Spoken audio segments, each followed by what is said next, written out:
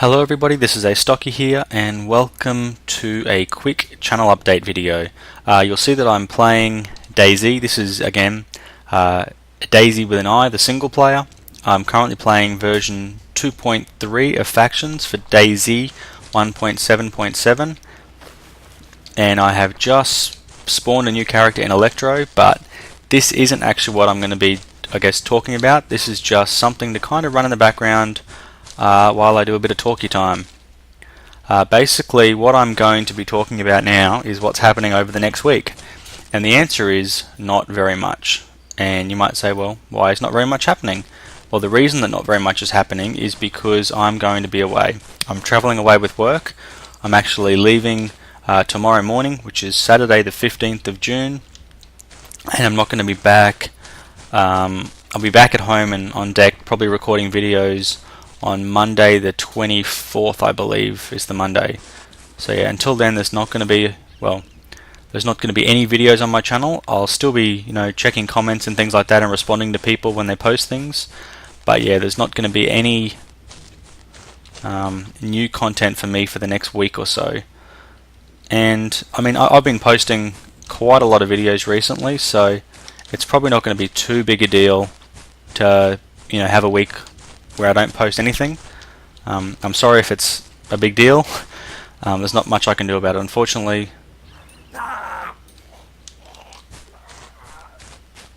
Unfortunately, work takes precedence, and I've got to work, so that means I've got to go away. But yeah, like I said, it's only going to be. I wonder if I can. No, I can't find it there. Yeah, it's only going to be a week, and then after that week, I'll be back. Back to doing everything normal like. What have we got here? Ooh. We have compass, that's cool. Water bottle. Makarov mag. Some chem lights. Sounds like a zombie. It is indeed a zombie. Well, let's keep away from that. We've got there nothing good.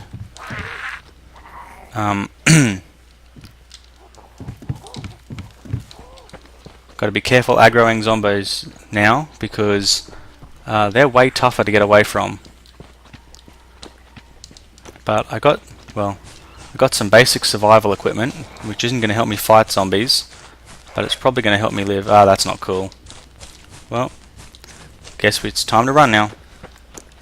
But yes, the important thing is that I'm going to be back on the 24th, and when I get back, I'm going to be straight back into recording videos. So that'll be a Monday. So I'll be back to my regular Minecraft Mondays, playing the Solitary Craft pack, and then it'll be Kerbal Space Program on Tuesday again, and then probably some more of DayZ on the Wednesday. Now, it's been a little while since I've done a multiplayer Friday, so I'm hoping very soon to get back into some multiplayer Fridays. In fact, I'm hoping so much to get into a multiplayer Friday soon that I'm thinking what I will probably do is, and again, this is something I wouldn't normally do because I don't, as a general rule, that's bad. As a general rule, I don't like, should never have come in here. Get out. Oop, infected. That's not cool. Yeah, this is going to be the death of me. Important thing though is, ooh, bleeding too. That's not cool. Yes, what was I saying? Yeah, I'm thinking if you guys are interested, I've had a couple of requests already that I guess there's a chance if you guys want it that I could do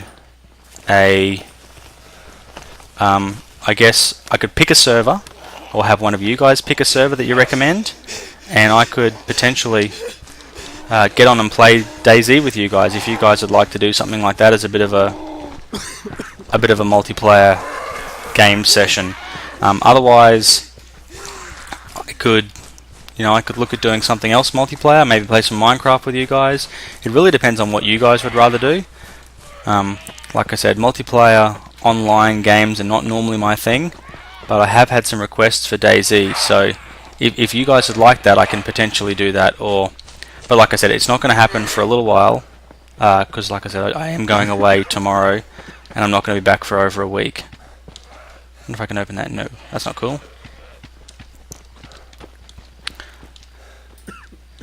So I guess last thing that I wanted to talk about, and this is not anything to do with my channel or anything to do with any of the games that I've been playing recently.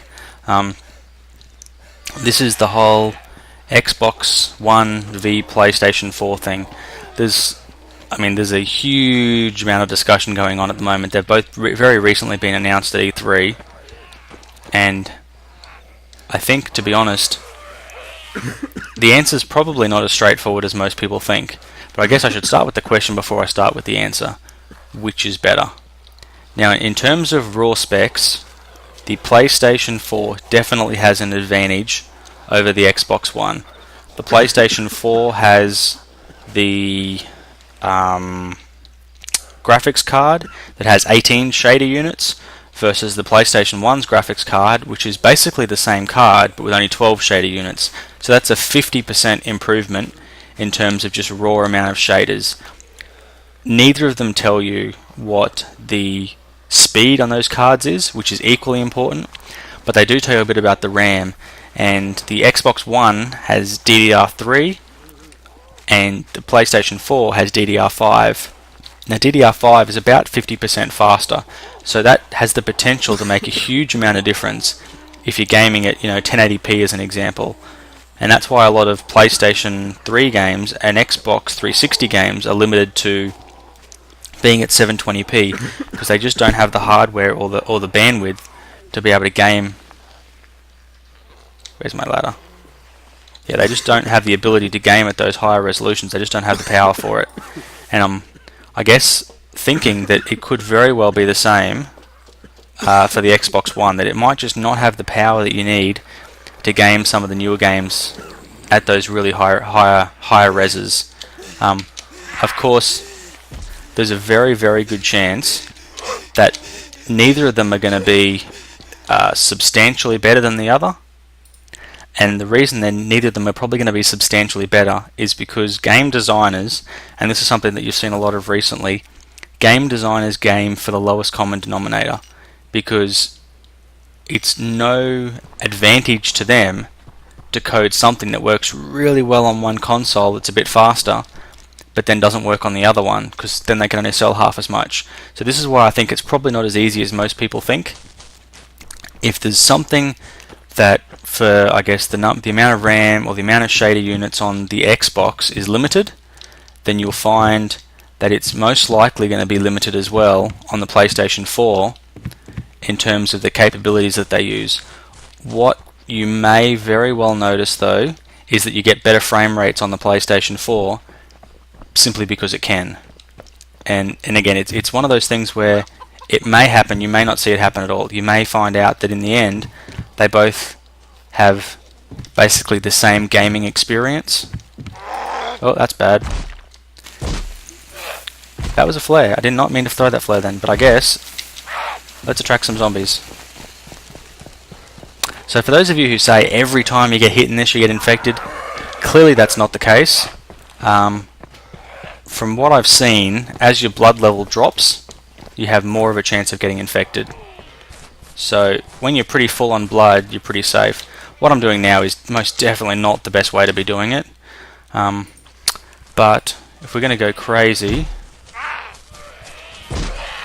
this isn't going to work that well for me. Yeah, I'm pretty sure they're going to kill me while I'm waiting for my weapon list to populate. Maybe they'll even kill me before my weapon list populates. It's looking to be the case. The important thing though, yep, dead.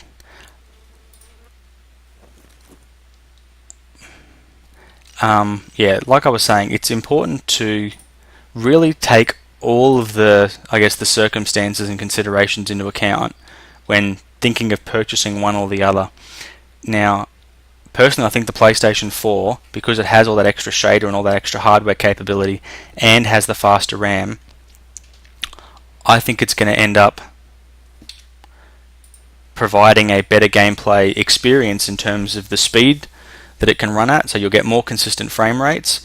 I don't think it's going to make a scrap of difference though when it comes to actually playing the game in terms of what the gameplay looks like. because it's not like they can, you know, like I said, it's not like they can super boost it up, because if they super boost it up, then it's going to just run really badly on the Xbox, and no one's going to want that. What it does mean, though, is it means people who game on PCs are likely to start getting much better gameplay experiences on PCs because of the new hardware that's on the consoles. Because that means developers are going to be able to do things that up until this point they really just haven't had the ability to do. Cool. So that's kind of that way. The next thing that everyone's talking about at the moment is like the digital rights management, the always online DRM, all that kind of stuff that goes with the Xbox. And I honestly don't know if it's going to be as bad as people are making out that it is. I mean, Microsoft's official statement is that if gameplay developers want to make it so it has to be always online and you have to pay licensing fees to be able to use secondhand games, Microsoft have said, well, that's not cool. That's so not cool. Whoa, hit the deck, hit the deck. Stop it, hit the deck.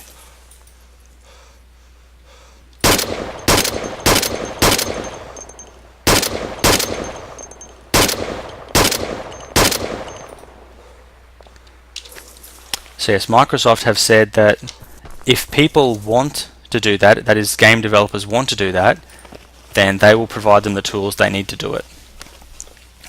So that's taking a step further than Sony, because Sony have said if gameplay developers want to do that, they can, but Sony has said that they'll be on their own in terms of developing those tools to kind of lock things out and working out their own way of making it so they can charge for things. So it's not an identical circumstance they're in by any means.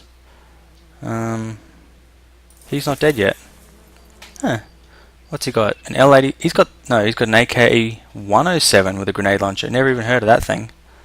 He's got an Alice pack though, so I'll take that.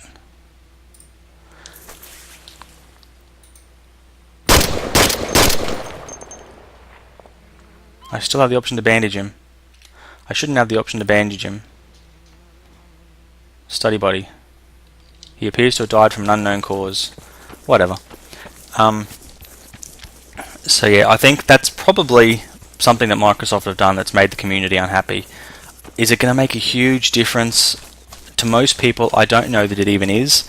I think the always online thing is going to be really annoying, particularly if you live in the area I live, where it's been good lately, knocking on wood, but I've been having some problems in the last 2 years with internet, where if we have a big storm it drops out. There are lots of things that can happen that cause the internet to drop out here. Come on. Much better.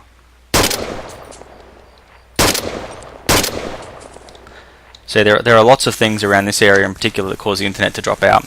And that would mean for me, if I had an Xbox One, that I would no longer be able to play my games. And that's pretty annoying.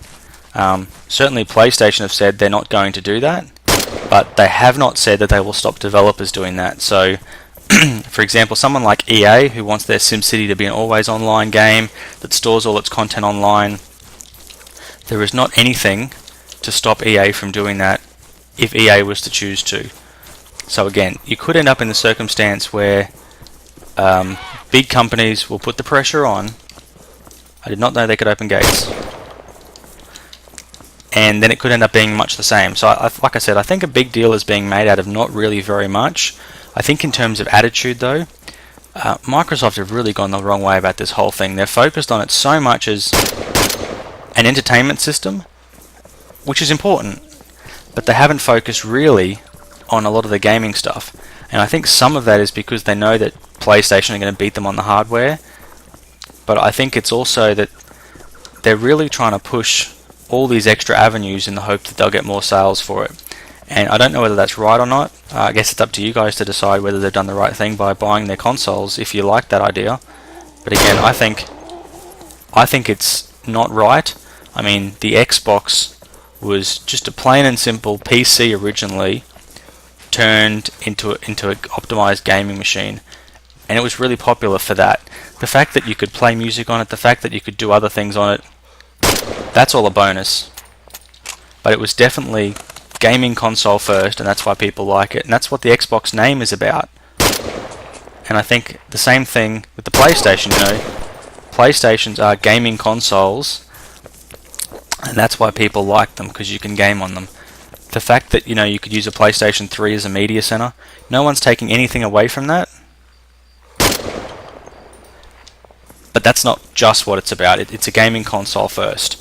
And so I think, I think Microsoft have gone the wrong way, but I think if you have an Xbox Live subscription and all your friends play Xbox games, and you love Halo and you love Forza and all those things that are Xbox exclusives, you're not really going to lose out a whole lot by buying an Xbox One.